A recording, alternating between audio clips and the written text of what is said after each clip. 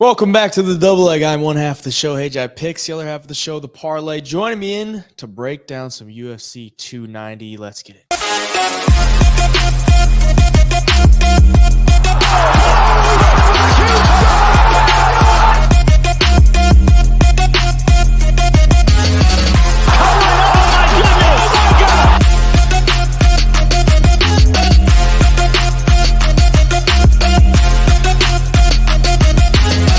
We got 14 fights headlined by none other than the featherweight GOAT, in my opinion, Alexander Volkanovski, taking on Yair Rodriguez in the main event. And then you got a great co-main event for the flyweight title, Brandon Moreno and Alexandre Pantoja for the third time, the second time officially, but the exhibition bout on The Ultimate Fighter.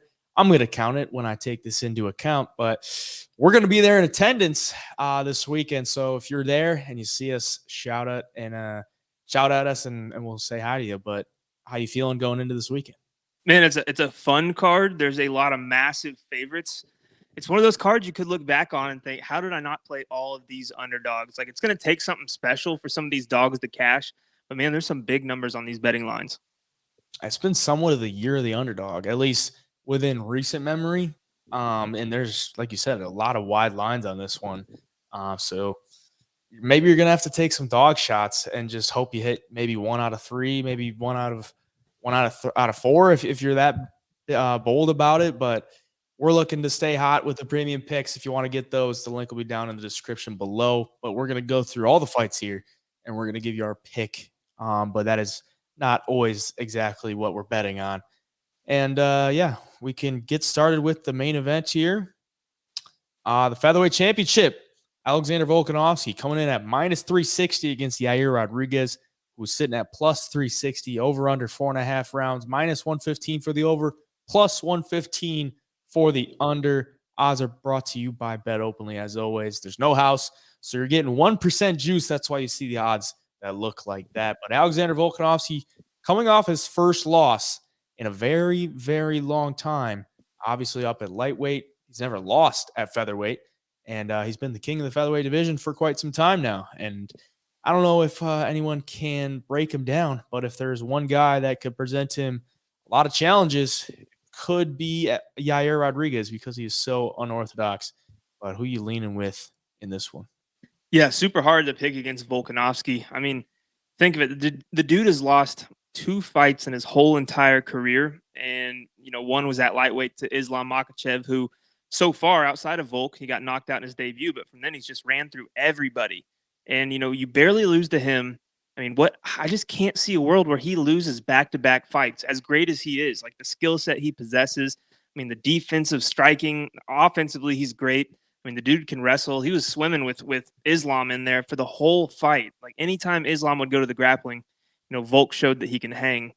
So against Yair, I mean, obviously, everybody knows Yair is going to come in with the flashy kicks, the striking, that elbow he knocked out Korean Zombie with at the buzzer, just insane. Like, his striking, it just makes you tune in just to watch that alone. But can he catch Volk, man? I don't know. You would think that there's a slither of hope just because of how unorthodox he is. It has to be impossible to prepare for a striker like that. I mean, his kicks come from different angles. He's in and out with the striking. He's fast. Pretty tough too. I mean, going with Max Holloway like that, and look at his face after the fight. Like, he was able to take some massive shots and a ton of shots in that one and make it. But man, I just keep going back to watching Volkanovski with these dudes at 145, and it seems like there's nobody that can match him. And I would think he gets the win. However, these big pay-per-view cards like this, we've seen time and time again.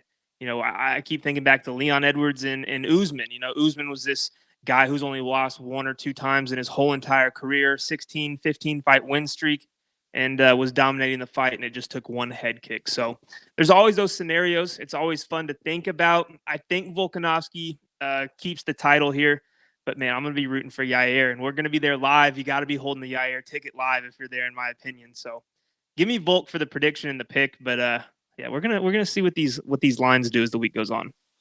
Yeah, if you've watched Volkanovski over the last few years, it's like you can't really look at how he fights and be like, yeah, Yair's going to beat him, because he's just been so dominant, especially at featherweight. But he has been caught in submissions like Ortega put him in, but he got out of it. So it's like, even if you have him dead to rights, like, is he really dead to rights? Probably not. Right. Going to fight out of it. But there are some submissions you just can't fight out of. So if Yair can get him in those spots, like, there's the thing is, like, there's no quit in Volkanovski. So it's like, it's not like if the fight's not going his way, Yair can just take over. Like, there's no quit in him. And that's the hard part about betting against him. Cause, like, you could look at a champion, like a dominant champion, like an Amanda Nunes, to where she could be broken. Like she's not always, like, we've seen her in rough spots to where you could look at her and be like, okay, she can have like signs of weakness, and there's no sign of weakness with Volkanovski. So that's like the tough part about betting against him, even if you want to take a big dog shot on Yair Rodriguez. But the matchup is tough because he uses a lot of those kicks, very awkward. And even inside, he can use those elbows kind of as like a shorter arm, even though they have the same reach. Volkanovski is one of the best at getting in on those entries. But I just don't think he's faced someone like a Yair Rodriguez. But at the same time, it's like, I can't really just straight up pick against him. Like, I'm not going to do that. And coming off a loss, maybe he has some kind of fire. But things to take into account for Volkanovski, 34 years old. We know the smaller guys aren't always like the freshest once they get a little bit older. And 34 years old, coming down from lightweight, because he didn't have to put on that many like pounds, but he's still coming down, and he's a pretty big dude for 145, pretty thick. So we'll see how the weight cut goes, see how he looks. I would assume he's in good shape. He's always in good shape. He always fights a lot. But I look at this one, like, if you're gonna like parlay Volkanovski, how much value are you really getting? Maybe you look at like I would probably take him by decision. I don't know that he's gonna finish Yair Rodriguez. I'm pretty sure that's probably gonna be the highest probability, is like what his exact method is by decision. So maybe you could get the price down a little bit there. But we're going to be there in attendance. So I want to see some history, and I'm going to be pulling for some history. So I'm going to probably be pulling for an upset, but I love Volkanovski so much, just what he brings to the table. So I'm going to take him for the pick. And you're not getting like a bad dog here by any way. Like, you're getting a guy that he could knock him out, he could submit him, and it'd be tough to win by decision. But if he's really on his game, like, he can put up a good fight. Put up a good fight against Max Holloway, who is a similar style to Volkanovski. Not as big Volkanovski's not as big as Max Holloway, but at the same time, it's pretty similar style. So yeah, I'll go with Volk for the pick, but gotta watch out for Yair.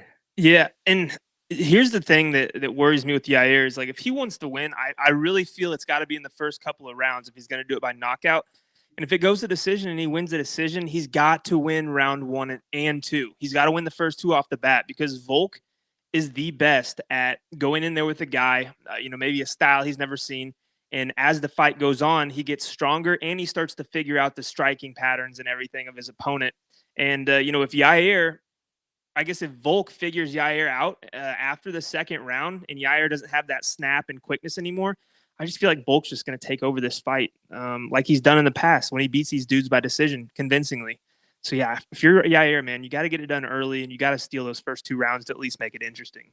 Yeah, I would also somewhat question the cardio of Yair, just based on recent fights. I mean, he did finish Chance on Jung Korean Zombie in the 5th round, but the way he fights, like the athleticism, how much explosive movements he uses, there's no way you can keep that up for a full 5 rounds. And like you said, Volkanovski just gets better as the fight goes on. So, and the win against Josh Emmett doesn't age the best. Right. So, I mean, there's that to take into account. But yeah, Volkanovski for the pick. But kind of want to see some history there. So move on to the co-main event. The flyweight championship of the world. Brandon Moreno coming in at -180 against Alexandre Pantoja, +180 for Pantoja. Over under 3.5 rounds, -135 for the over, +135 for the under.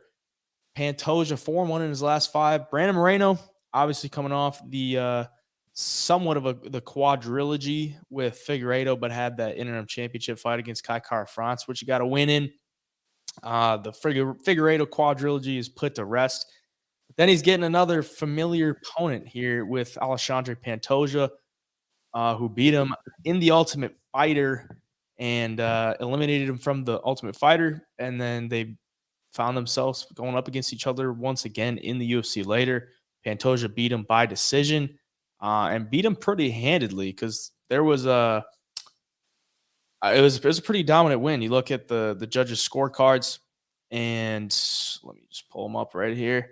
30-26 for Chris Lee, 30-26 for Marcelo Vilhena, and a 29-27 for Richard Bertrand. But that was 5 years ago, and everyone knows how the improvements that Brandon Moreno has made over the years, especially getting that big experience with Figueiredo, who is one of the killers of the flyweight division.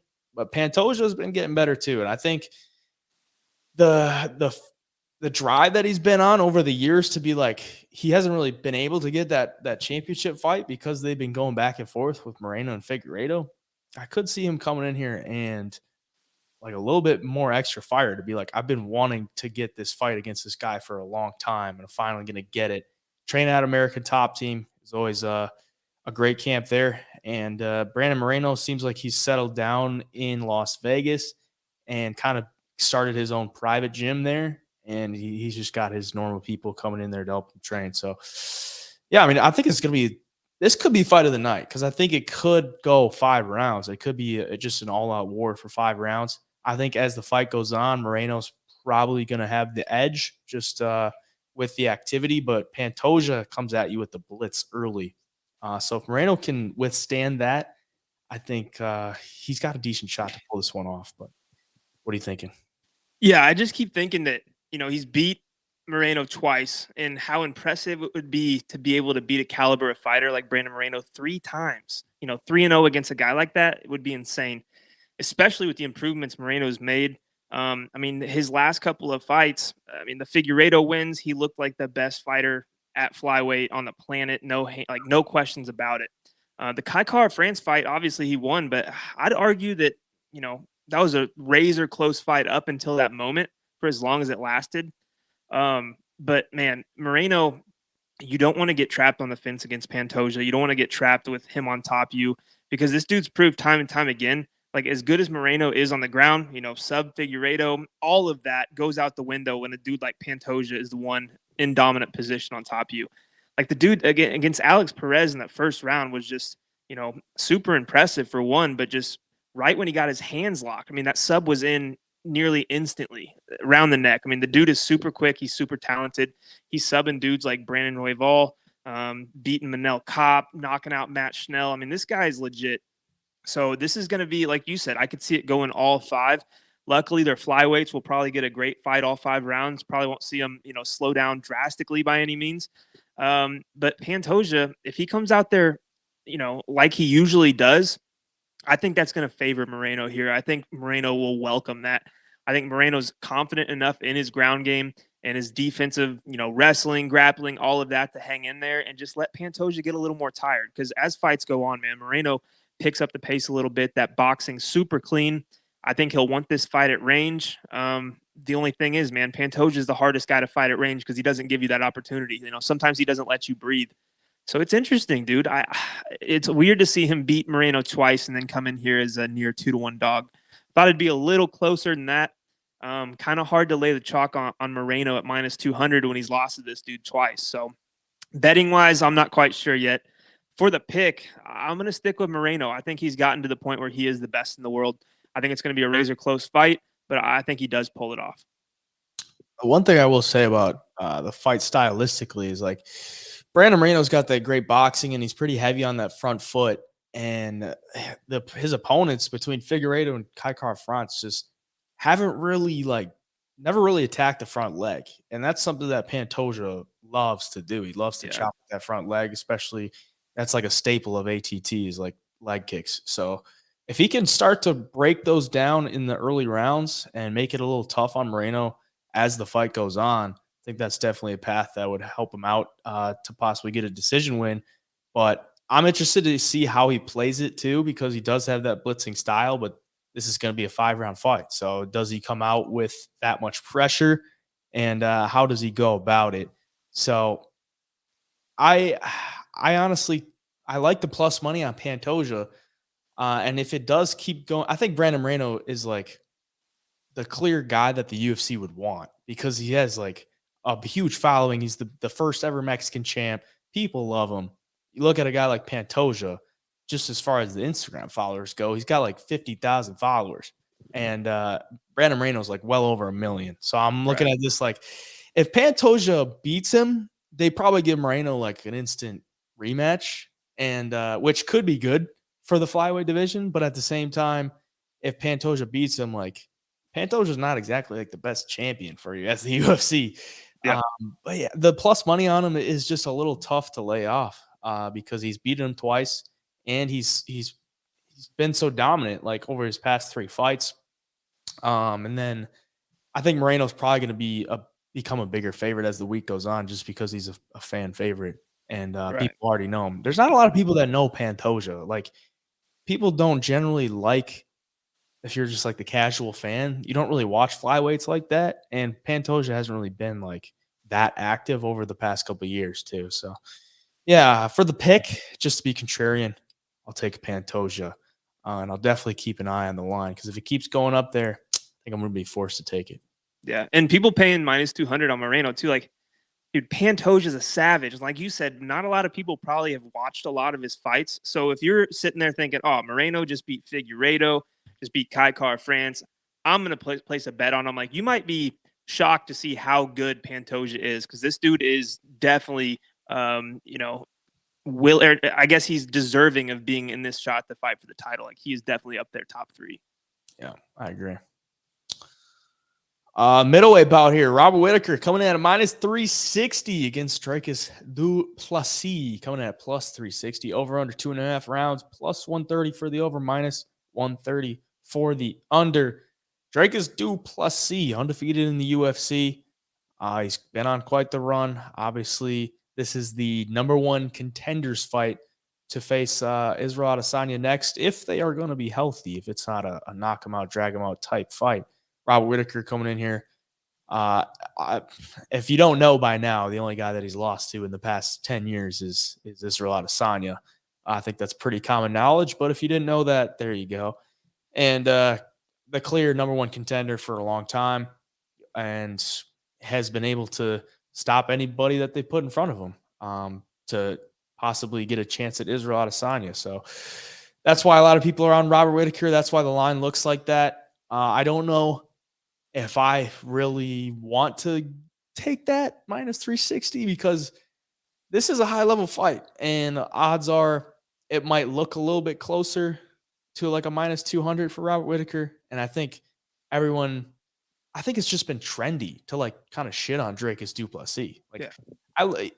I think it's kind of warranted, because his fighting style looks so awkward, and it doesn't look like he has any skills whatsoever, because you watch him fight and he looks like he's going to fall over at any point in time, and he takes some really weird shots, but the guy's got some power on the feet. It's unorthodox.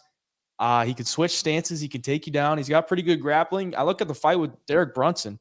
He got put on his back by Derek Brunson in like the first minute of the fight, and was able to get out from Derek Brunson, who's like one of the best wrestlers in the middleweight division, and has great top pressure. He was able to get out from the bottom when he was in half guard. And I mean, just from that alone, the guy's got skills. Obviously submitted Darren Till, and he's got some knockouts, Trevin Giles and Marcus Perez, and obviously Derek Brunson. But Brunson was kind of he was gassed, and that was just it for that. So yeah, I mean, the wins don't age very well for Dricus du Plessis, but I don't know. Some's telling me, man, like the UFC wants du Plessis versus Adesanya, and you can't take too much of that into account when you're looking at a fight like this. But he's plus 360. Like, you kind of expect to not hit that bet, but if it does hit, it's like, okay,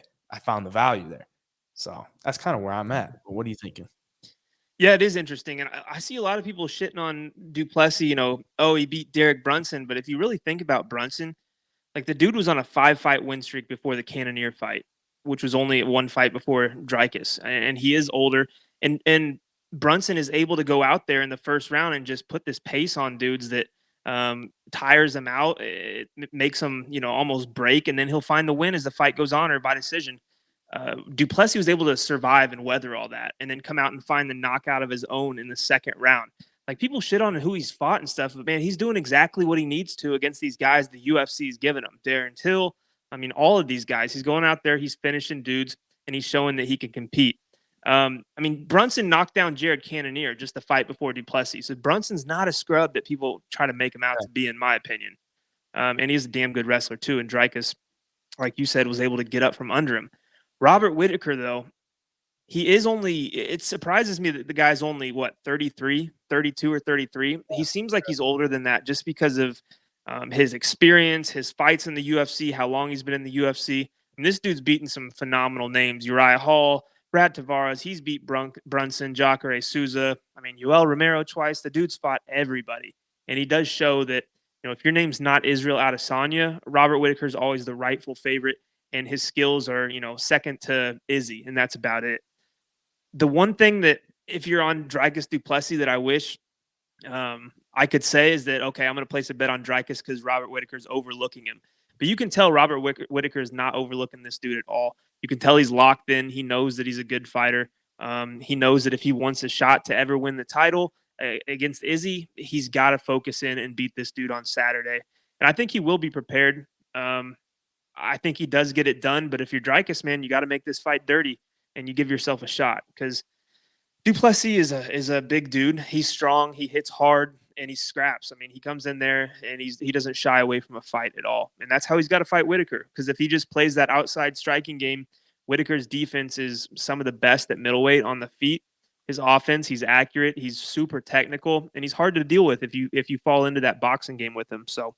Yeah, man, Duplessis got to come in, close the distance, and make it dirty.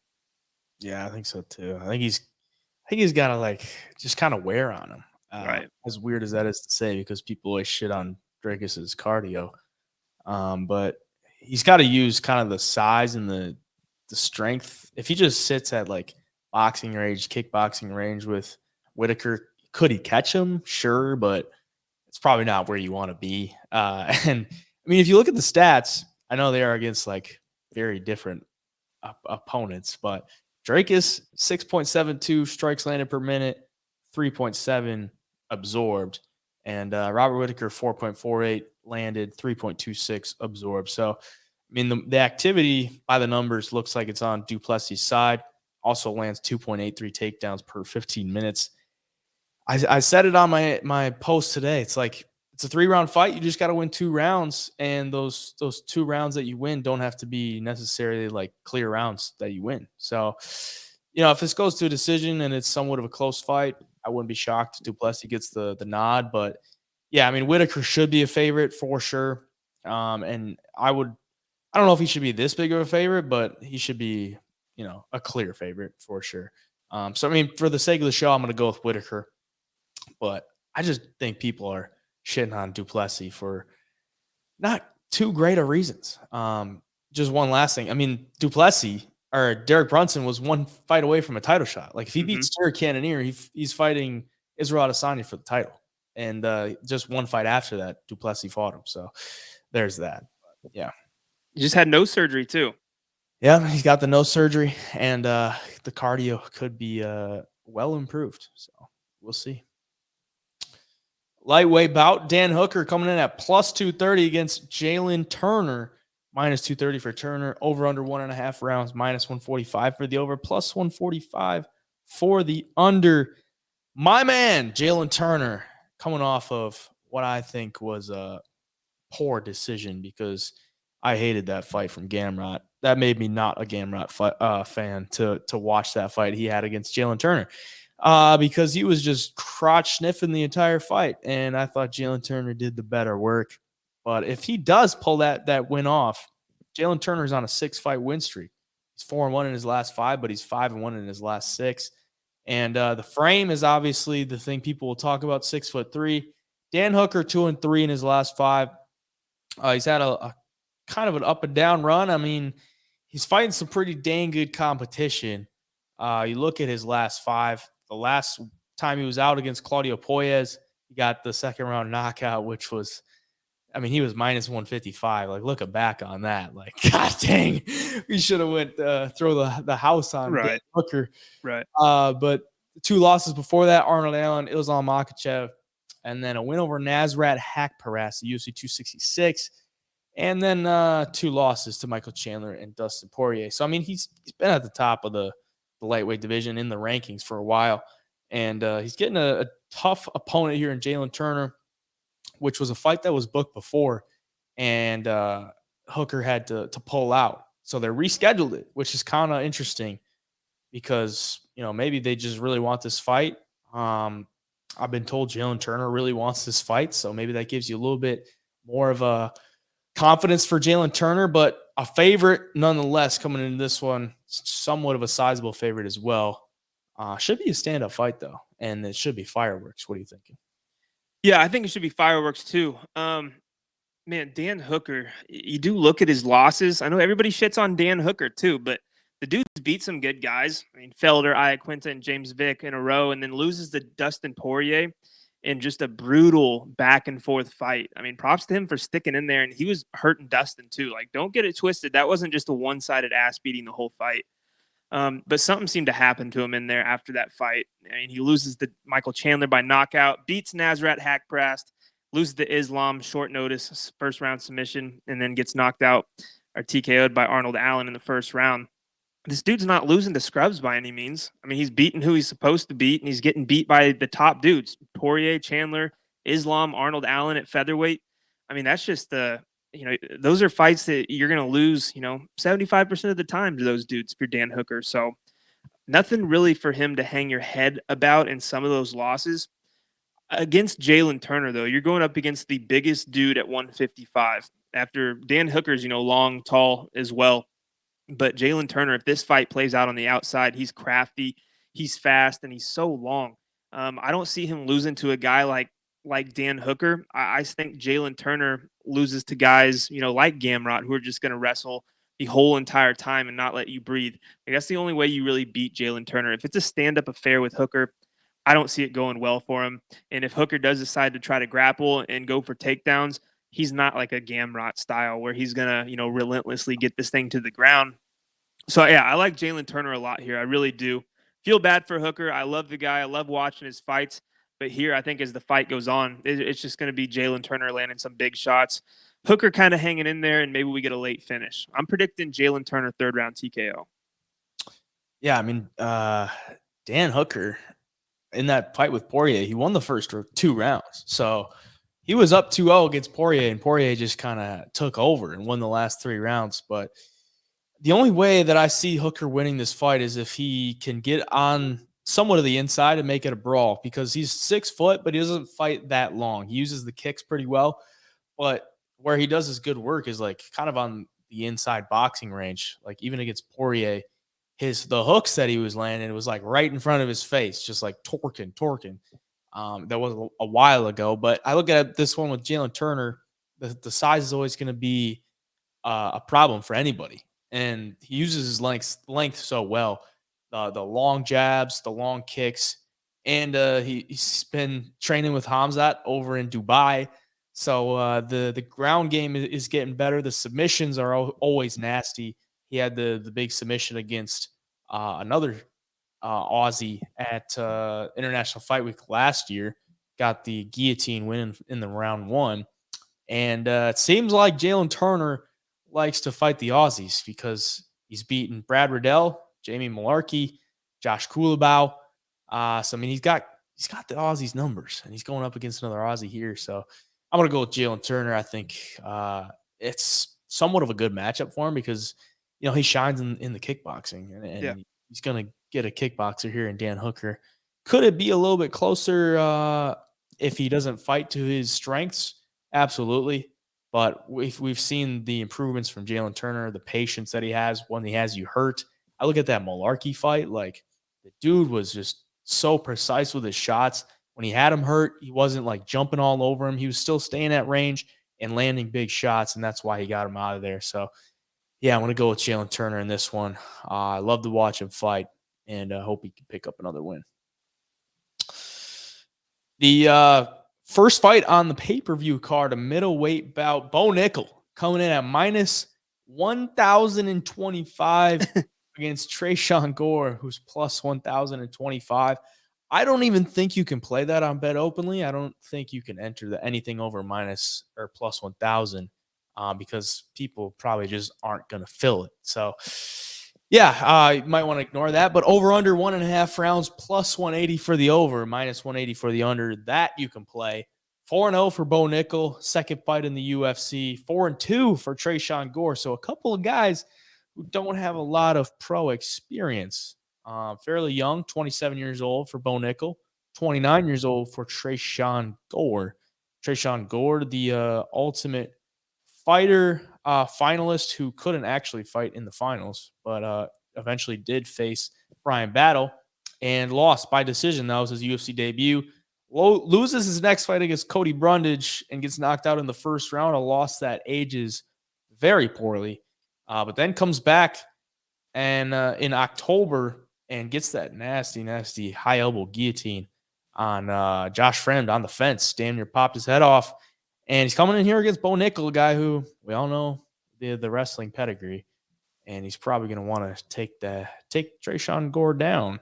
But Tresean Gore, pretty strong dude. And he's got some power in the kicks, power in the hands. You giving him a shot?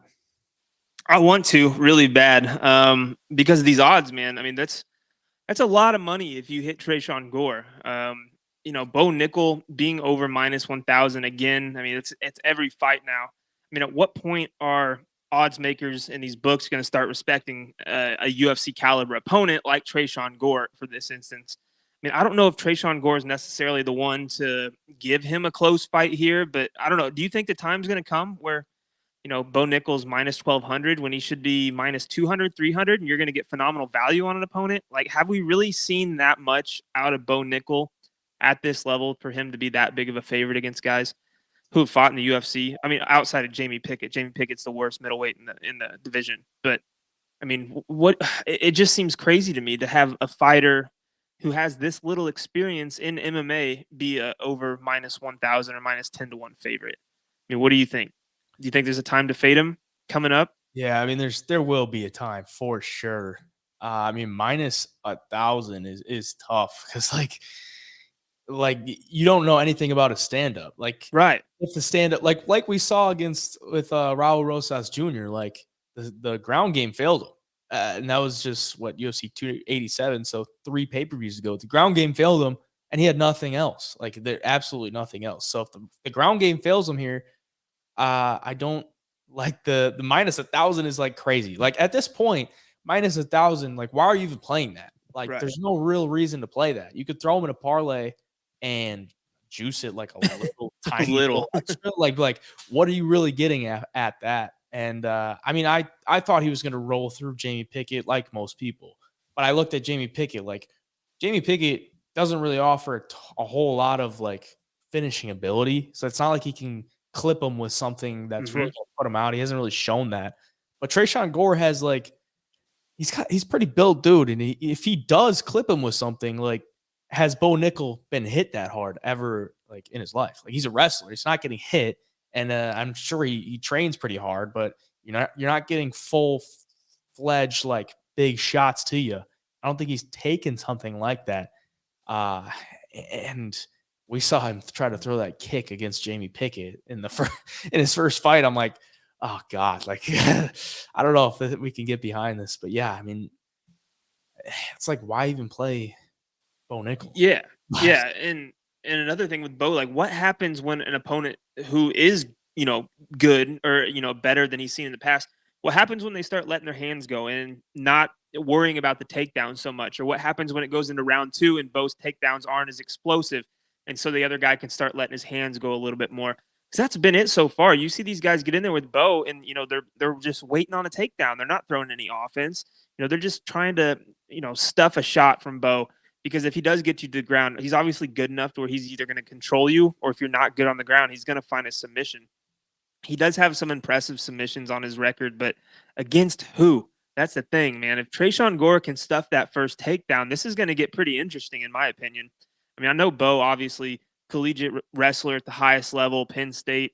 His cardio is probably great, but I mean, there's other factors that go into just being in shape and having good cardio. Like, what happens when you have that adrenaline dump and you're in front of all of these fans, and all of a sudden the fight's not quite going your way, and you've never been in that situation, not even in the amateurs, the regional scene, Dana White's Contender Series. Like, you have never faced adversity. I just want to see what happens when a little bit of adversity comes towards Bo Nickal in a fight. I think that's going to tell us a lot more about him. And I don't know if Tresean Gore is that guy to make that happen, but I mean, he's been in there with Brian Battle, Cody Brundage, Josh Fremd. Not the greatest competition, but definitely not the worst either. So it's going to be interesting, man. I don't know. I think this line is whack. Minus 1,200 is just crazy for any fighter, in my opinion. Obviously, I think Bo should win this fight, but there's a world where Tresean Gore does find a big shot. He's powerful. He hits hard. And, if he goes in there with nothing to lose, I mean, these guys don't have anything to lose. They're supposed to lose these fights to Bo. They're kind of being set up. So if he goes out there and lands a big shot and puts everything into it, like, I don't know, man. I got a weird feeling about this one. Yeah, and like watching his last fight against Jamie Pickett, like he went 1 for 4 on takedowns, and the one that he got, he had to like kind of knee him in the nuts, to get it. Yeah. I mean, I love Bo Nickal. No, don't get me wrong, but he's minus 1,000. And you also look at something in recent UFC history. You look at like Arman Sarukian, minus 1,000, goes out there, who has a ton of UFC experience at the highest level, minus 1,000, goes out there and destroys Joaquin Silva for the first round, and then comes out in the second round and decides he wants to show off his hands, and then gets clipped, and then does go out and finish him in the third round. But who is to say Bo Nickal might be like, I want to show off my hands today and just like try to show everybody that I'm more than a wrestler. Like, who's to say he doesn't do that? He could definitely do that. And if you're holding a minus 1,000 ticket, you just don't want that in MMA. You just don't want that. But yeah, for the sake of the show, I mean, of course you got to go with Bo Nickal, but why even play it? Why even play it on the money line? Obviously, the real question is probably going to be like first round 1 sub or round 1 KO. That's what most people are going to talk about. But honestly, I could see this going into the second round. What do you think? Yeah, no, definitely. And for Bo, I don't know if this is the point where a loss would be better for him or to learn from, but at some point he's going to get a loss in the UFC. It's just inevitable, especially when he starts fighting up the rankings. But he is a dude that does have superstar potential written all over him. So at the end of the day, if he does win, it's just going to be another exciting fight in his next one to see who can make it close with him. So yeah, at the end of the day, I want to think that Tresean Gore at least survives that first round. I think you could find some value on a Bo Nickal second round finish. So we'll see what happens. Bo Nickal's the pick, though. Got to be. Yeah. Keep it moving. Welterweight bout here. The feature prelim, Robbie Lawler plus 230. Niko Price minus 230. Over under 2.5 rounds. Plus 155 for the over. Minus 155 for the under. Robbie Lawler. It is coming to an end for Robbie Lawler. It's going to be the retirement fight here. And Niko Price, not exactly the spring chicken he once was. 33 years old for him, 41 for Robbie Lawler. I mean, Robbie Lawler hasn't been as active because of the age, and he's 1-4 in his last 5. But, I mean, you look at who he's fought. Last time out against Brian Battle, lost in the second round. His only win in the last 5 years is to Nick Diaz, who is also like 80 years old and looks like he did not want to be there. But, yeah, I mean, losses to Neil Magny, Colby Covington, Ben Askren, and RDA. So, I mean, not like the elite of the elite. I mean, Colby Covington, yes, but you're still facing good guys later in your career. So, Robbie Lawler, pretty big underdog here. What are you thinking? Yeah, he is a pretty decent sized underdog. And, just watching Niko Price's last fight, I was there live. and he just looked a little sloppy to me on the feet, especially. And as the fight went on, he didn't have as much sting in his shots, as much power to really affect Phil Rowe. Like the volume was there. He's always going to be coming at you swinging. But if he gets sloppy against Robbie, like Robbie's a really good counter puncher, and he's really good at keeping that boxing super tight and throwing these shots straight down the middle. Which if Nico Price gets sloppy with him, I could see him getting clipped. It's just does Robbie Lawler still have that power he did 5 years ago? I mean, that's the thing now. It didn't seem like it against Barberena. It didn't really. I mean, against Diaz is older, obviously, wasn't in fight shape, regardless of what anybody says. Took that shot and basically quit. But Lawler, man, legend, obviously. Go back and watch some of his fights. He's been in some of the better fights the UFC's ever seen. He's got one in the Hall of Fame. The guy is going to come in here for his retirement fight and lay it all on the line. He's not this type of fighter who's like, I just need to get one more paycheck and get out of here. Like, this dude loves to fight. He's fought countless times at the highest level. Like, this guy's going to show us everything he's got for his last time, and that makes him super dangerous. A guy with that much experience. He's been in there with a lot of guys who hit harder than Nico Price and who are better than Nico Price recently. So you look at Nico Price's record, man. I mean, just lost to Phil Rowe, obviously, 3rd round KO. Michelle Pajeda, Donald Cerrone, Vicente Luque, like he's not exactly winning a bunch of fights either right now. So it makes it super interesting. I think this fight should be closer as far as the odds go. I'm going to put Ruthless Robbie Lawler for my prediction here. I think he does get it done. I think he's going to be more technical and he's just going to be better than Price here. Yeah, I didn't like it what I saw from Nico Price, really. And the win over Phil Rowe doesn't age the best because he went out there against Neil Magny and didn't look like much. So I'm looking at this one like it's kind of dog or pass. Like, are you really going to lay that chalk on Nico Price against Robbie Lawler? I know Robbie Lawler with the age and you want to fade a retiring fighter, but, like you said, it's his last fight. He might just lay it all on the line, and I probably would expect him to. So, yeah, I just don't really like what I've seen from Nico Price. The volume is probably going to be the way to go. You look at the fight that Robbie Lawler had with Brian Barberena. That's what Barberena did. Like, he just stayed in his face, kept peppering him, and Robbie just couldn't really get anything going because every time he tried to land some kind of combo, Barberena would just be there with a couple more shots. And in the second round was just too much for him because he'd have to cover up and then try to go back and combo. But then he'd cover up and Barberena would just keep pressing and just kind of broke him as far as the pressure went. Nico Price could do that.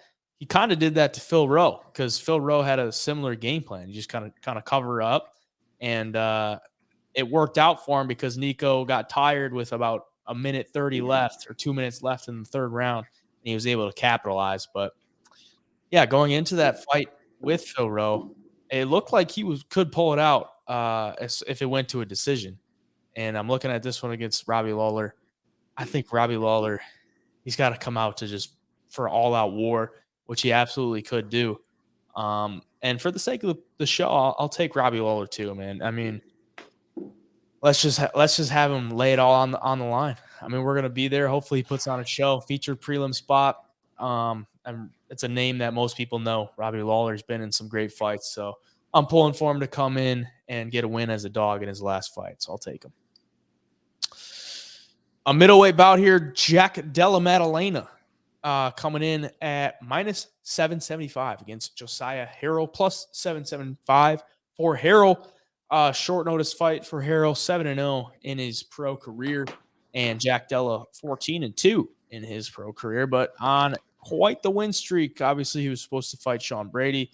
Sean Brady has to pull out with the infection in his elbow, which is unfortunate for everybody in the situation, but we're looking at this one. And Josiah Harrell is known to be the guy that he went for a takedown against the guy, and the cage door just flew open in the LFA, which wasn't even a month ago. So his last fight was June 16th, and he's coming here on short notice against a guy who is much bigger than him. Jack Dell is a pretty big welterweight. I think this fight's going to be at 170. I think I might have said middleweight, but it's at 170. And Josiah is a normal lightweight. He has missed weight in his past couple fights. 162, he weighed in his last fight, and he's missed weight, or he's had a welterweight fight before that too. So I mean, he's a pretty thick dude. He's 5'7", but nonetheless a little bit undersized compared to Jack Della. And obviously the hands are going to be a problem when you're going up against Jack Della. But I think the submission ability and the takedown defense look pretty good as far as he has been in the UFC. Even if he does get taken down, he gets up within relative time. So yeah, there's not really. I mean, it kind of sucks because like Jack Della and Sean Brady was another close fight as far as the odds would entail, and now we're getting just another massive favorite. So yeah, I mean, nothing to lose for Josiah Harrell, but it's going to be a tough fight for him, especially if he can't land any takedowns. So yeah, I'm not giving him much of a chance. What are you thinking? Yeah, I don't think the UFC threw a guy in here short notice that's going to have really a chance to beat Jack Della Maddalena, because I mean, Jack's obviously going to be a superstar, or it has the makings of being a star in the UFC. I don't know why the UFC would want to spoil that on a fight that, you know, a guy that's basically coming off the street. The guy Josiah Harrell hasn't really fought high level competition. Yeah, he's built and strong, but I mean, Jack is good, man. He's shown it in all of his fights. That jab is nasty. He makes it hard to get in close. Super technical, powerful. The guy's kind of the full package. So I think we see an impressive performance by him for as long as it lasts. I think he's going to find this early finish. Like I said, I don't think the UFC is going to jeopardize the star power of Jack here against Josiah Harrell. So yeah, it's a pretty easy pick for me, Jack Della. Yeah, same here. 4 first-round finishes, pretty nuts. Yeah. Even finishing Randy Brown first-round sub. I mean, he knocked him down flat on his face and threw in the rear naked choke. I know a lot of people were pissed about that one because they probably had first-round knockout or him by knockout, and he goes in there and clubs and subs him. So, yeah, probably I don't know. I mean, I feel like Josiah Harrell could take some shots. I just look at him. He's the muscle hamster. Like he could probably take some shots. I mean, It's a different level, though. It's a different level. I mean, I think he could maybe make it to a second round. I mean, Jack Della's never been to a second round in the UFC, so yeah, I'm like, maybe a round 2 KO, maybe like an accumulation of damage type thing. But yeah, I don't know. That's it. That's just getting greasy with it. So yeah, Jack Della's the pick for the show. Strawweight bout here. Yasmin Jauregui coming in at minus 350 against Denise Gomes, coming in at plus 350. Over under 2.5 rounds, minus 145 for the over, plus 145 for the under. The undefeated Yasmin 10-0. And the abs on this chick is insane. I got to say that. I mean, she is 24 years old, but I believe she has a kid. And the abs on her is like kind of freaking scary. Denise Gomes got the neck tattoo. So, I mean, a couple of scary strawweights coming in here. She's 23 years old. So a couple of young prospects here. And she's coming off a knockout against, Bruna Brazil. Bruna Brazil. And we saw it live at UFC Kansas City. And so she's making somewhat of a quick turnaround here. That was in April. So 2.5 months. And staying active, something you like to see. But Jauregui 10-0, 2-0 in the UFC. She had a tough debut against Yasmin Lucindo, who was another good prospect in the strawweight division, won by decision. And then her last time out, she won in the second round by ground and pound against Estela Nunes. She was a pretty big favorite in that one. She looks like a killer, man. I mean, she looks like a real problem in the strawweight division. She looked like she could be possibly a future champion, or at least, top 10, top 5 in the strawweight division. But another younger girl in here in Denise Gomes. I think this could end up being like a pretty similar fight to the Lucindo fight, like two girls that are down to throw, and they'll mix it up here and there, but two tough women. And I think it could be a really good fight. What are you thinking? Yeah, man, I was really, really, really impressed with Yasmin's debut against Lucindo, who is a killer too. I mean, she just showed in her last fight that she is as solid as they come on the feet. So yeah, Yasmin, Denise Gomes has success when she can overpower these girls and sneaks that right hand down the middle. But Yasmin's going to be, pretty alert of that shot. I mean, when I say didn't know what to expect in her debut. Yeah, you see her record. She was like, 7-8-0 in her debut, and you don't really know what to expect. And she comes out there and she looks like she's been fighting in the UFC forever. Like, she's just that high level. So if Denise Gomes wants to win, I think she's got to find another knockout like she did against Brazil in her last fight in Kansas City. I was on her as the dog there. I thought that power, was going to trump Brazil's maybe lack of experience. And I was right, but I don't know if I can get behind Denise Gomes again here because this is just another level of striker. It's not a girl that you're going to go in there and take down either if you need to. Like this, Yasmin is super well rounded. I mean, the girls who've tried to take her down have all failed.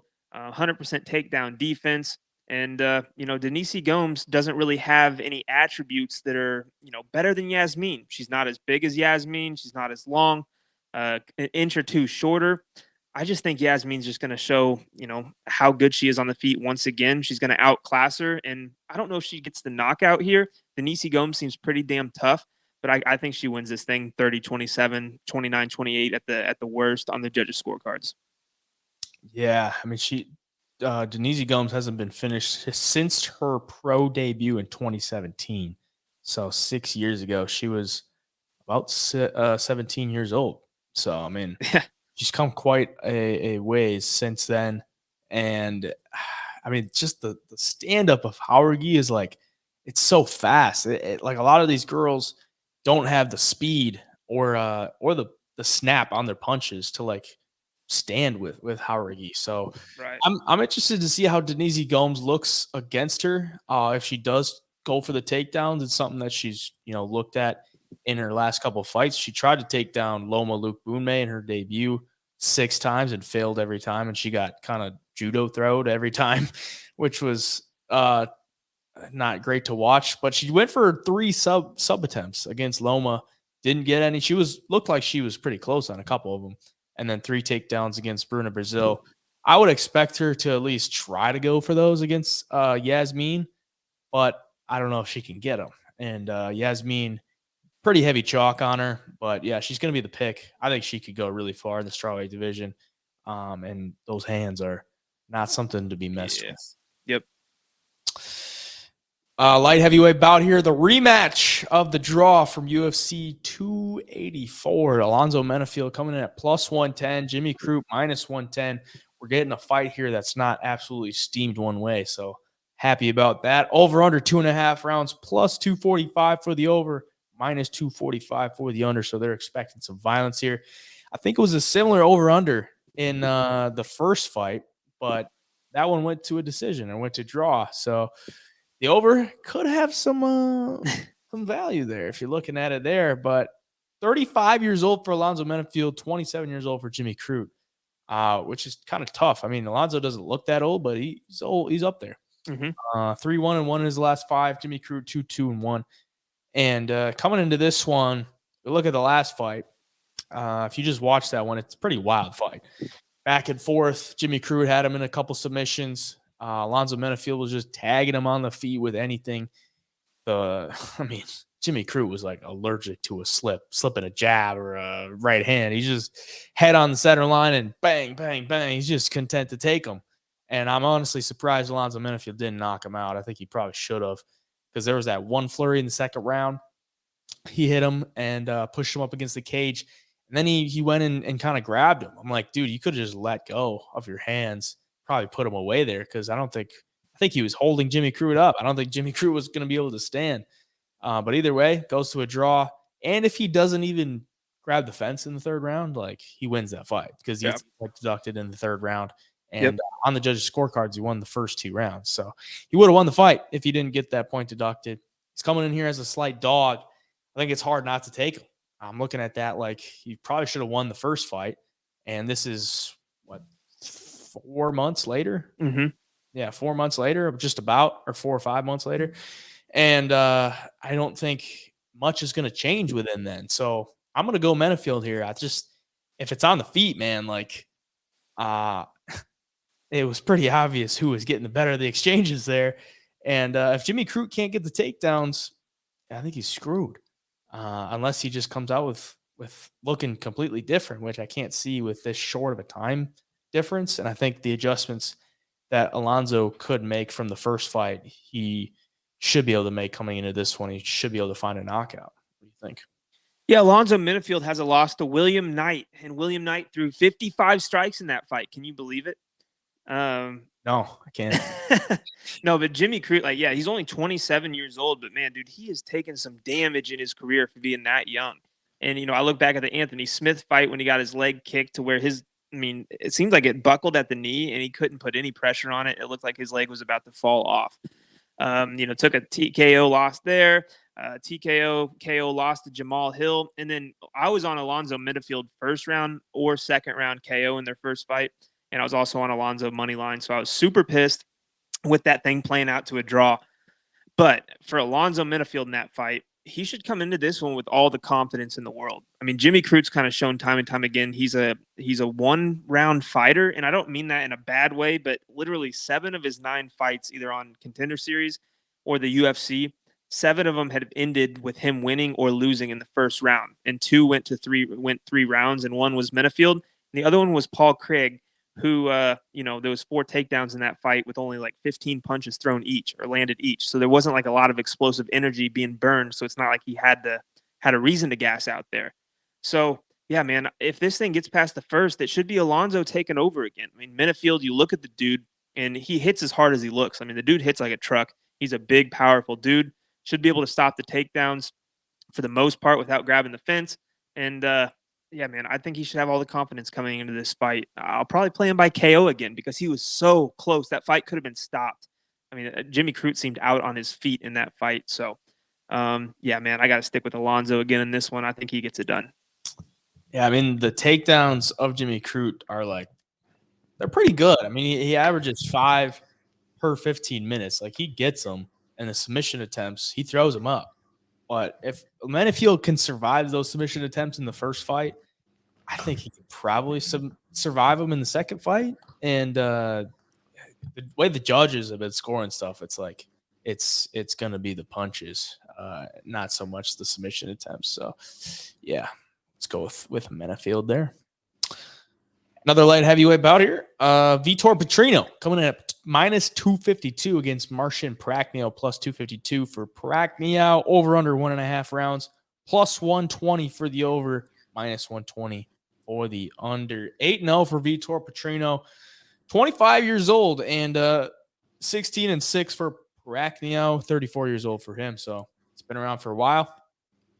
He had a pretty rough go in the UFC. He was over with one championship before the UFC, but once he got into the UFC, it wasn't the best for him. He gets knocked out by Sam Alvey first round, knocked out by Ankalaev in the first round, knocked out by Mike Rodriguez in the first round, then picks up 2 wins against Khalil Roundtree and the big boy Ike Villanueva. So he got the Ike Villanueva treatment, which is something to look at, because if you're getting the Ike Villanueva treatment, you're kind of getting a favor.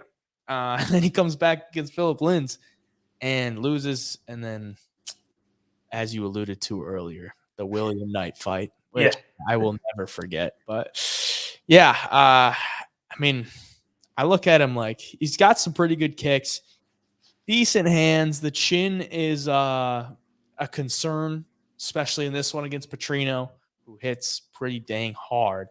But then I look at Petrino and the way he was hitting Anton Turkalj, he should have knocked him out like in the first or second round, and then he just decides to start grappling.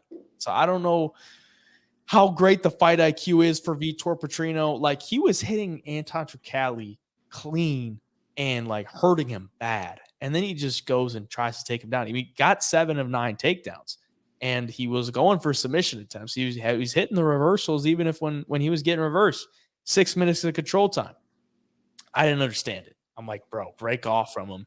The way you're hitting this guy is like, you should put him down and out any minute. But I guess he just wanted to show that he has a good ground game too. And if he goes into this one and tries to do a similar thing, it might work out for him, because Prachnio wants to stand and kick box with you. But I don't like the big chalk on Petrino. I mean, the fight, I can't really trust the fight IQ like going forward. I just didn't really understand that by any means. So I'm kind of torn here. What are you thinking? Yeah, we kind of talked about it originally. Prachnio's last fight, it doesn't really show you anything because William Knight didn't fight back, but it did show you that those leg kicks are nasty. I mean, he's going to have to come in here with that game plan against Vitor Petrino and take some of that sting out of his shots. Because I mean, those leg kicks take a number on these dudes. Bring some of those kicks up to the body. You got to wear Vitor Petrino out, because if Petrino does have some energy in the first couple of rounds, he's as dangerous as anybody. You can just see it when he fights. I mean, he's jacked. He hits hard. He swings with ill intent. So yeah, if you're Prachnio, man, get on those legs early. Looking at the stats, he doesn't have a terrible striking defense. When he's taken some of those big shots in the past, he's fallen. Can't really take too many against Vitor, obviously, but Prachnio has seemed to get a little bit better as his career's gone on in the UFC. Now, obviously, you alluded to that Sam Alvey first round knockout, some of the other finishes, but going 3 with Khalil Roundtree, taking that kind of power, beating him on the judges' scorecards is a good sign. I just wish the last fight, man, we would have seen more out of William Knight to have a better read of what's going to happen here, because it just didn't show you anything besides Prachnio basically hitting a body bag the whole fight. At these odds, though, like, I don't mind Prachnio as a slight, pretty decent sized dog, actually, especially against a guy in Vitor who's a lot of muscle. He, as fights goes on, might get a little more tired and not have the volume and those big shots as we get into the second half of the second round towards the third round. And Prachnio showed that, with those kicks, he can still be dangerous late. So I think this fight will be closer than the odds entail. For the pick, I want to be super bold and go with Prachnio here. Vitor, we see it with some of these guys. We just saw it with Bonfim. Everybody's pretty high on him. He's a super dangerous dude. He's a great fighter all around. And then sometimes you just meet your match in there. And I think it could happen here. Yeah, I mean, he had a decently close fight with Felipe Lins. Prachnio did. I mean, he landed more significant strikes than Felipe Lins did, and stuffed 7 of 11 takedowns. So if Petrino goes to that and he can't get it, and maybe uses too much energy trying to get those takedowns, if he does do that, I don't think he really needs to. Yeah, I mean, that could slow him down, and he could screw the pooch there. For the sake of the show, I'm going to go with Vitor Petrino just because I think he's the better fighter at this point. But yeah, I mean, the fight IQ, I didn't really like it. And if it is like a kickboxing match, Petrino probably has the bigger power, but Prachnio is probably a little bit crisper as far as technique and everything goes. So yeah, for the sake of the show, I'll go with Petrino, but keep an eye on Prachnio. Bantamweight bout here, Cameron Saaiman, the other South African, coming in here at minus 395 against Terrence Mitchell. Plus 395 for Terrence Mitchell. Over under 1.5 rounds. The over plus 120. The under minus 120. The UFC, long-awaited UFC debut of Terrence Mitchell. 4-1 in his last 5. Cameron Saaiman still undefeated, 22 years of age. And more UFC experience than the 33-year-old Terrence Mitchell. And most people know Terrence Mitchell for getting knocked out by Kai Kara-France on The Ultimate Fighter. But other than that, he has nothing as far as any kind of UFC level experience, because all of his fights are really coming on the Alaskan regional circuit. And these guys are so bad that they don't even have pictures on Tapology. Like, it doesn't take much to get a picture on Tapology of yourself for your profile. But the past 2 guys that he's fought in 2023 don't have pictures. And yeah, I mean, it's just, I went back and watched those fights. They're actually on YouTube. They're not, you got to like dig deep to like find them. And it's a bad watch. It's not even worth it. Just trust me to say that these guys are straight cans. He just goes in there and takes them down and submits them. It's like, all right, these guys probably haven't really trained much jiu-jitsu in their life. They probably just want to get in an MMA fight and maybe something to do in Alaska, because what else is there to do in Alaska? So I'm coming into this one. Cameron Saaiman, pretty big favorite. He is 22 years old. That's concerned, but I think he can knock out Terrence Mitchell because he's got pretty good hands. He's got great kicks. As long as he doesn't just kick him in the nuts like he's been kicking people in the nuts and start losing points, I think he wins this fight pretty easily. The takedown defense has been fairly decent. I mean, he got taken down 5 times by Steven Kozlow, but I don't think he's not like scared to go to the ground. He would obviously prefer to stand and strike, but Terrence Mitchell, that's probably the way he goes about this. Like, I just don't think he's seasoned enough on the feet to like stand with Cameron Saaiman if he wants to go in there and just kind of bully him. I mean, Terrence Mitchell was a 125er and he's at 135 for this fight. So he's a taller guy, he's a longer guy, but he's not necessarily the true 135er. And I just think Cameron Saaiman beats him pretty easily. Like, I think there's just levels to like what competition you've been facing. And I think that shows. Like, he got knocked out by Kakar France in like 20 seconds, and the only time he was ever on the UFC stage. So, yeah, I'm gonna go with Saaiman. What are you thinking? Yeah, Mitchell, with 15-2, but like you said, he's the number 1 ranked Alaskan bantamweight, and there's only 11 right now that are active. So I mean, like, it just kind of tells you that he's not seeing any competition that's going to be anywhere close to Cameron Saaiman. And Saaiman is like all around. He's really good, even for 22 years old. Like, I don't think the age gap and experience gap here is really going to matter, just because of who Mitchell's been fighting, and also Saaiman has that wrestling to lean on if he needs it. He's good on the feet.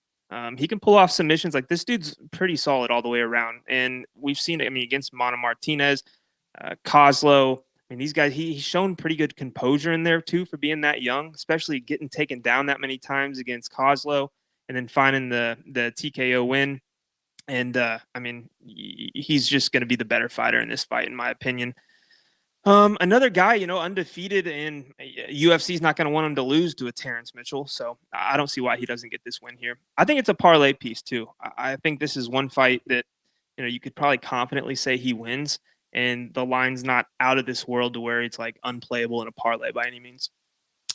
To go off of your number 1 ranking in Alaska, I mean, he's ranked number 99 in the United States for regional ranking. So that means if you're not signed to a major organization such as UFC, Bellator, PFL, One Championship, those are who you're getting ranked up against. He's number 99.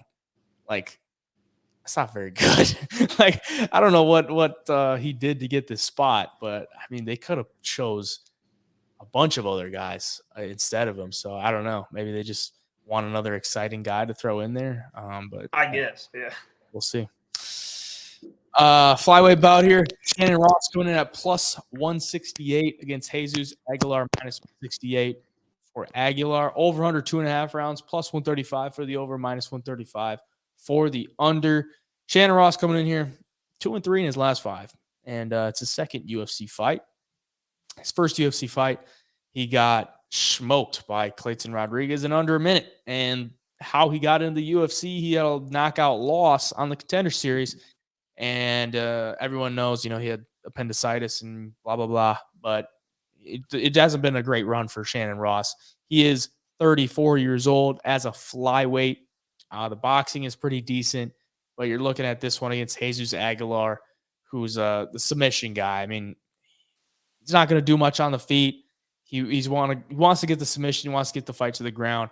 And the guillotine choke is what he goes for. I mean, 4 of his 8 wins are by guillotine. And in his Contender Series fight, it's exactly what he did. Kind of wore out Erison Ferreira and found the guillotine in round 3 and went for it, and he got it. And then they give him Tatsuro Taira in his debut, and he goes for the guillotine. He looks like he might have it. He's a big underdog. He's like he's like plus 800, plus 900 against Taira, and Taira fights out of it and then submits him. So, yeah, I mean, this was a kind of just the greasiest flyweight fight you could probably find. Yeah. And I don't necessarily like any guy for the future, but in this spot, I'm going to take Jesus Aguilar. I just think he's a little bit better, a little bit younger, a little bit better ceiling moving forward. And supposedly he's been training with a lot of the great Mexican fighters in the UFC. So I'm hoping he makes some improvements on the feet and he can take this one. So I'll go with Aguilar. What do you think? Yeah, I'm the same way. Like, he should win this fight. I think the grappling is going to play into his advantage. The one thing, though, Shannon Ross loses these big power punchers. Vinicius Salvador on the Contender Series.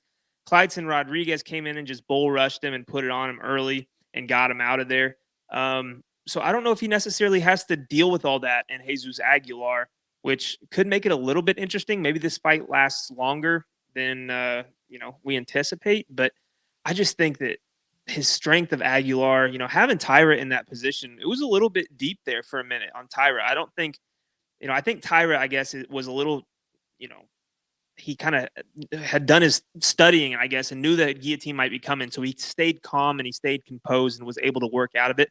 Other flyweights or fighters in that division might not be so calm. So if he locks one in against Shannon Ross here, could be all she wrote. Shannon Ross, some decent boxing, but I don't think anything that's just going to blow Jesus Aguilar away. I think Aguilar probably gets this thing done. I'm going to call by submission too. Yeah, I would assume that as well. Lightweight bout here, Kirk coming in at plus 168 against Esteban Ribovics, minus 168 for Ribovics. 11-1 for Ribovics, 4-1 in his last 5, coming off the loss to Loik Radzhabov.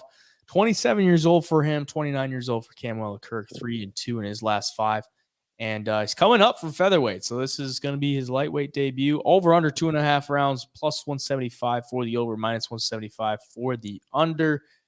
Ribovics got taken down a lot in his debut against Loik, and that's pretty much why he lost. And in this one, I don't know if Kirk is necessarily going to go to the takedown. He's been it looks like he kind of wants to stand and strike with guys. I mean, his fight with Makwan Americani's going to go to try to take you down. Damon Jackson, kind of the same way. So, I mean, he's fought 2 grapplers pretty much, and he's probably going to want to come into this one, maybe throw some hands. So I kind of expect this one to be a close fight, but 2 guys that are probably going to throw down. And Ribovics he showed really good hands against Radzhabov when they were on the feet, but he also got caught a couple times. And I think he's just kind of a wild, younger striker, and the boxing looks really good. Doesn't use the kicks like super well, but he just kind of throws in combination. Sometimes he can get caught in those combinations. On the Contender Series against Thomas Paul, he got caught a couple times in the first couple exchanges, and then he caught him with a nice right hand that put him out. So, I mean, the finishing ability is there for Esteban Ribovics. I mean, all of his wins are by finish. Got the submission ability as well. I do think he should be the favorite in this one with Kirk coming up, and Kirk being 1-1 in the UFC. The win was over Makwan Americani, who just got released. That was back in 2021. Yeah, I mean, I like Ribovics, but just the fighting style is kind of tough to take as a favorite. If the line does keep moving forward, Ribovics to be closer to a pick of them, I'd be more inclined to take him. For the sake of the show, I'm going to go with Ribovics, but don't love him as a favorite just because of the way that he fights. Yeah, Kirk, I don't know if he's going to be a little more technical on the feet, I think, than Loik was. Loik was catching him with these big overhand shots, and Loik's powerful too, man. You can just see it in him. He throws that big overhand right. He was catching Ribovics, but at the same time, I think Ribovics was just anticipating that takedown more than he probably was expecting to. I mean, he did get taken down like 11 times in that fight. So I think the hands dropped a little bit. He was just trying to stuff those takedowns, and Loik would catch him coming over the top. But when Ribovics was able to let his hands go and really lay into those shots, I mean, he'd rip the body and come upstairs. His 1-2 was looking really good. Like, the dude has some solid striking. And I could see him doing damage on Kirk, if I'm being honest. And I like him in this matchup. I don't necessarily like the line at minus 165 against 2 guys who are still pretty green as far as the UFC goes. But, yeah, man, Kirk, if he does get to the ground, he does have 6 submissions on his record out of his 10. I think he's got, 10 finishes total? Yeah, 6 by submission, 4 by knockout. So, yeah, he's dangerous on the ground, but Ribovics also showed in that fight against Loik. He's not afraid to engage in the grappling and look for submissions of his own. So it makes it super interesting. But a guy like Kirk isn't that Loik Radzhabov strong. Like, he's not going to go in there and just overpower you to get these takedowns. Like, I think Ribovics was doing all the right things against Loik. He just wasn't quite as strong. And I think Ribovics against Kirk should have the strength advantage. And on the feet, man, I'm excited to watch Esteban Ribovics fight again. I was super impressed, and I had a lot of fun watching him strike against Loic. So, yeah, give me Ribovics for the pick here. I like it. Flyweight fight here. Tatsuro Taira coming in at minus 725 against Edgar Chairez. I believe that's how you say it. Plus 725 for Edgar. Over under 1.5 rounds, plus 120 for the over, minus 120 for the under. The undefeated Tatsuro Taira coming in here at 23 years of age and was supposed to fight Clayton Rodriguez a couple weeks back, UFC Jacksonville. Rodriguez misses weight, so he gets a new opponent here in Edgar Chairez. And Chairez, if you know the video of the ref that was very poorly performed in that fight on the LFA, that he was the one that submitted the guy and hit him with the triangle, pretty much put him out, and then had to go to the armbar, and the guy woke up in the armbar and then tapped. So, yeah, scary one there. But either way, he's coming in here in his UFC debut against a very tough opponent. He did have a fight on the Contender Series against Clayton Carpenter, which was a pretty decent fight. He got taken down 3 times, but he showed some good stuff on the feet. The strengths of Edgar are his kicks and the length and the power on the feet. If he gets taken down, I don't know if it'll last too long with how good Taira has looked on the ground, because that's his strength. Like Taira, once he gets you to the ground, he's very methodical. He's going to look for submissions, but he's not going to force anything. He's going to keep you with some good top pressure, which is tough to do for flyweights. And he'll go for the arm. He'll go for triangles, all that good stuff. Got the submission win against Jesus Aguilar, as we alluded to earlier, and the armbar win against CJ Vergara in the second round. And then had a dominant win against Carlos Candelario in his debut, a unanimous decision win there. So he's coming in here against Chairez, and who's got 2 submission losses. And I just look at this one like, if Chairez gets taken down, might be a quick night for him, or he might have to be really safe and just, be willing to give up a round so that he gets stood up on the second round and can go to work there. But it's going to be tough for Taira to get a guy like Aguilar down because of the weapons that he can throw at you with the knees, the kicks, the elbows, and the hands. So a big favorite in Taira. He's obviously the pick, probably by submission, but I think he's got to be calculated on his entries here. What do you think?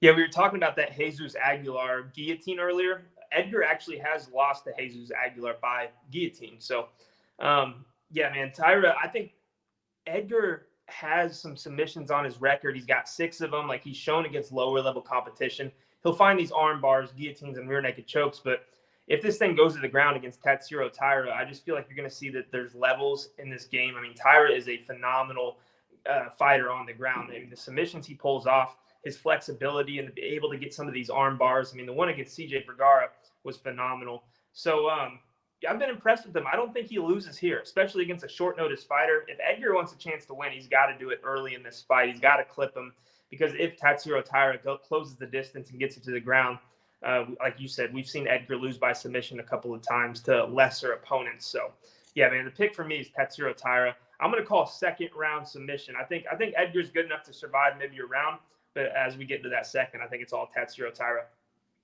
Those are the picks. And if you want the bets, you can get in on the double leg premium for UFC 290. If you want the double leg premium, you get it for a full month. And we got a hell of a month coming up here in the UFC. You got 290 fight night cards and then UFC 291. So you're getting 2 pay-per-views if you sign up now. Otherwise, you can wait till Friday and just get the plays for UFC 290 once they are available. But we're both going to be in attendance there. So once again, if you're there, say hi to us and stay up to date with everything at the double leg. We'll be putting out some good content on our pages as well at HeyJai Picks on the medias. For me, where can they find you? All social medias at the Parlay MMA. And if you want to hit the subscription button for us down below, that'd be much appreciated. Till we see you in the UFC 290 recap or on the medias, double leg signing out.